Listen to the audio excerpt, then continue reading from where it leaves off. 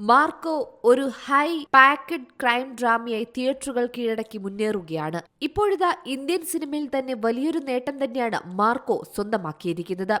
Record presale കളക്ഷനുടെ ഇന്ത്യയിൽ വലിയ തരംഗമായിരിക്കുന്ന Marco അതിന്റെ സാങ്കേതിക മികവ്, ശക്തമായ കഥ പറച്ചിൽ, അഭിനേതാക്കളുടെ സമാനതകളില്ലാത്ത പ്രകടന മികവ് എന്നിവ കൊണ്ട് ഇതിനകം പ്രശംസ നേടി മുന്നേറുകയാണ്.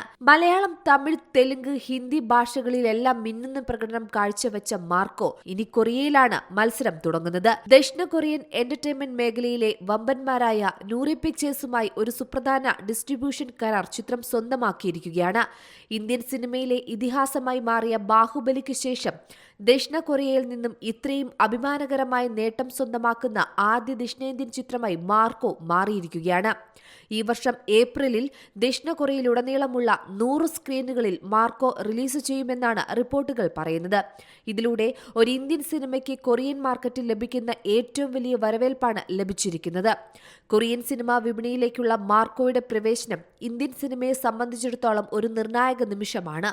ബാഹുബലിക്ക് ശേഷം കൊറിയയിൽ റിലീസ് ചെയ്യുന്ന ആദ്യ ദക്ഷിണേന്ത്യൻ ചിത്രമെന്ന നിലയിൽ ഈ നേട്ടം മലയാള സിനിമയുടെ വർദ്ധിച്ചുവരുന്ന ആഗോള ആകർഷണത്തിന് അടിവരയിടുക മാത്രമല്ല, മലയാള സിനിമാ ചരിത്രത്തിലെ ഒരു സുപ്രധാന നിമിഷത്തെ എടുത്തു കാണിച്ചിരിക്കുകയാണ്.